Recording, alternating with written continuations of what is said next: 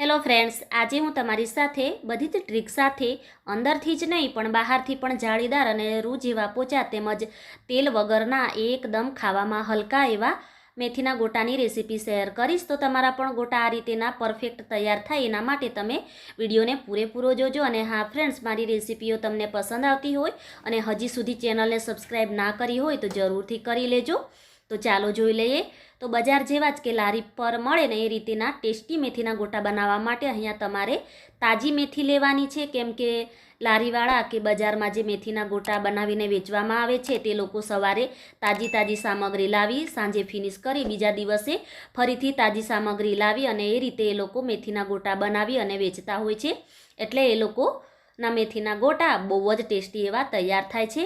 તો આપણે પહેલાં મૂળિયાનો ભાગ કટ કરી ભાજીને સરસ રીતે ધોઈ અને આ રીતે આપણે સમારી લેવાની છે।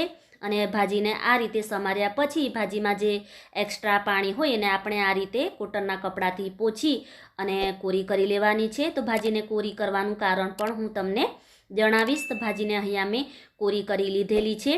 તો કોરી કર્યા પછી એને આપણે કાપવાની છે। તો જ્યારે કંઈ પણ તમે ભાજીની વસ્તુ બનાવો ને ત્યારે તમારે પહેલાં ભાજીને ધોઈ અને પછી જ તમારે એને કટ કરવાની છે, કે જેથી એમાં પોષક તત્વો બની રહે। તો ભાજીને ક્યારેય કટ કર્યા પછી અહીં નથી ધોવાની।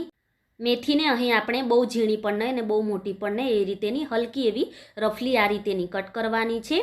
તો અહીંયા મારી મેથી 1 કપથી 1.25 કપ જેટલી છે। એમાં અડધી નાની વાટકી ઝીણી સમારેલી લીલી કોથમીર એડ કરીશું અને અડધી નાની વાટકી મેં અહીંયા લીલી ડુંગળી આ રીતે થોડી રફલી કટ કરીને લીધેલી છે, એકદમ ઝીણી નહીં।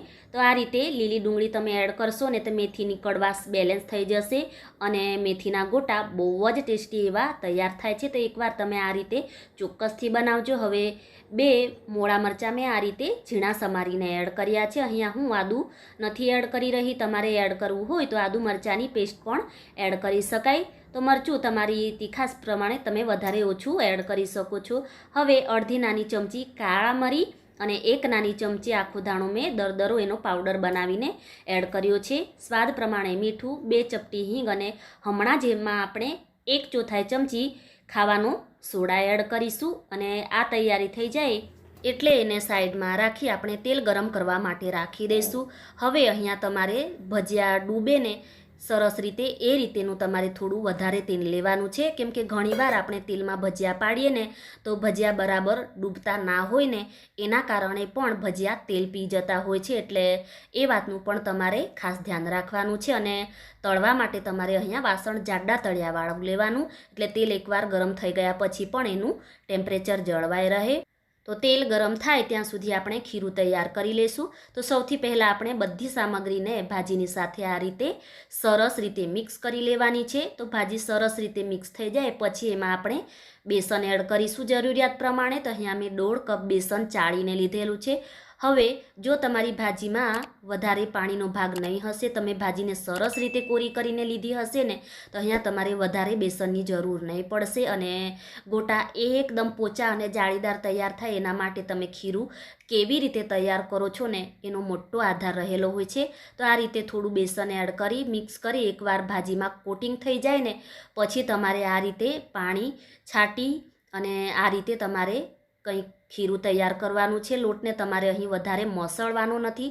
લોટને વધારે મસળશો ને તો ખીરું તમારું ચીકણું થઈ જશે અને એના કારણે તમારા ગોટા કડક બનશે। તો આ રીતે જરૂર પ્રમાણે તમારે બેસન એડ કરતા જવાનું અને આંગળીઓથી હલકા હાથે મિક્સ કરવાનું છે।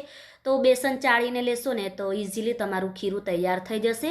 તો આ રીતેનું ખીરું તમારે તૈયાર કરવાનું છે। એના માટે અહીંયા મને 1.5 કપ બેસનની જરૂર પડી છે અને તમારે આ રીતેનું ખીરું બનાવવાનું છે। ભાજીનું પ્રમાણ વધારે અને બેસન તમારે માપનું રાખવાનું છે। અને નજીકથી હું તમને બતાવી દઉં, ધ્યાનથી જોશો ને તો નાના બબલ્સ દેખાઈ રહ્યા છે। આ રીતેના બબલ્સ દેખાય એટલે તમારે સમજવાનું કે ખીરું તમારું એકદમ પરફેક્ટ છે। અને આ રીતે તમે ખીરું પાડો ને તો થોડી વાર રહીને પડે છે, એ રીતેનું તમારે અહીં ખીરું રાખવાનું છે।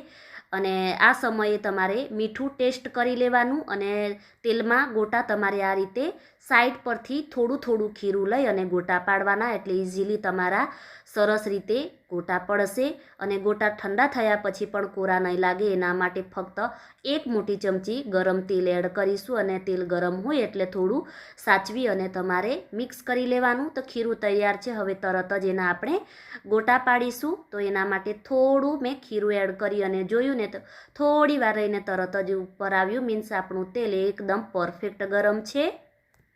હવે ગેસની ફ્લેમ આપણે મીડિયમ કરી અને ગોટા પાડીશું.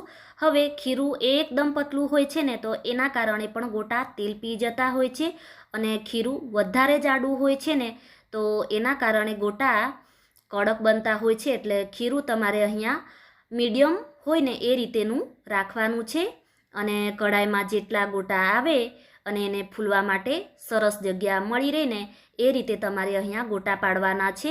તો નાના કે મોટા કઈ સાઇઝમાં તમારે ગોટા બનાવવા છે એ રીતે તમારે થોડું થોડું ખીરું લઈ અને ગોટા પાડવાના. અહીંયા હું થોડા મોટા જ પાડી રહી છું અને તમે જોઈ શકો છો ગોટા કેવા સરસ એકદમ જાતે જ ફરી રહ્યા છે. મીન્સ આપણું ખીરું અહીંયા એકદમ પરફેક્ટ છે. તો ગોટા પાડ્યા પછી તમારે એને 2-1 મિનિટ માટે થવા દેવાનું. તરત જ તમારે એને હલાવવાના નહીં એટલે તમારા ગોટા સરસ એવા ફૂલશે. તો 1-2 મિનિટ થઈ જાય ને પછી તમારે એને થોડું ઝારાથી હલાવી દેવાના એટલે જાતે જ પલટાઈ જશે. અને પછી તમારે એને મીડિયમ ફ્લેમ ઉપર જ તમારે થવા દેવાનું. કેમ કે આપણે ગોટા પાડ્યા હોય ને એટલે ઓલરેડી તેલનું ટેમ્પરેચર થોડું ડાઉન થઈ જાય એટલે તમારે ગેસની ફ્લેમ વધારે ધીમી નહીં કરવાની. તમે મીડિયમથી થોડી ઓછી કરી શકો છો. હવે ગોટાનો થોડો એવો કલર બદલાય ને ત્યાં સુધી એને આપણે થવા દેવાનું છે. 3થી 4 મિનિટ જેટલો સમય લાગશે અને ગોટા સરસ રીતે તળાઈ જશે ને એટલે એનો ક્રિસ્પી એવો અવાજ આવશે. તો ગોટા સરસ રીતે તળાઈ ગયા છે અને આ રીતેનો હલકો એવો એનો ગોલ્ડન કલર આવે ત્યાં સુધી થવા દેવાનું. અને તમે જોઈ શકો છો બહારથી પણ કેટલી બધી સરસ એની જાળી પડી છે. તો એકવાર આ રીતે તમે ખીરું બનાવી તમે ગોટા બનાવજો. તમારા ગોટા લારી કરતાં પણ ઘરે જ એકદમ સરસ એવા તૈયાર થશે. અને જેના વગર ગોટા ખાવાના અધૂરા છે એવા મેં મરચાં પણ અહીં તળી લીધેલા છે. બધા જ ગોટાને મેં અહીંયા તૈયાર કરી અને ગોળ આંબલીની ખાટી મીઠી ચટણી સાથે સર્વ કર્યા છે. એની સાથે એનું કોમ્બિનેશન જબરજસ્ત છે અને તમે જોઈ શકો છો એકાએક ગોટા અંદરથી જ નહીં પણ બહારથી કેવા સરસ જાળીદાર તૈયાર થયા છે. અને તમે આ રીતે હાથમાં લેશો ને તો એકદમ પોચા અને તેલ વગરના એકદમ હલકા એવા તૈયાર થાય છે. તો આજની રેસીપી કેવી લાગી પ્લીઝ કોમેન્ટ કરી જરૂરથી જણાવજો. અને ભાજીથી ભરપૂર છે. રેસીપી પસંદ આવી હોય તો વિડીયોને લાઇક અને શેર કરી ચેનલને સબસ્ક્રાઈબ કરવાનું બિલકુલ પણ ભૂલતા નહીં. તો તમે પણ વરસાદમાં ચા અને ચટણી સાથે આ ગોટાને બનાવી અને એન્જોય કરો.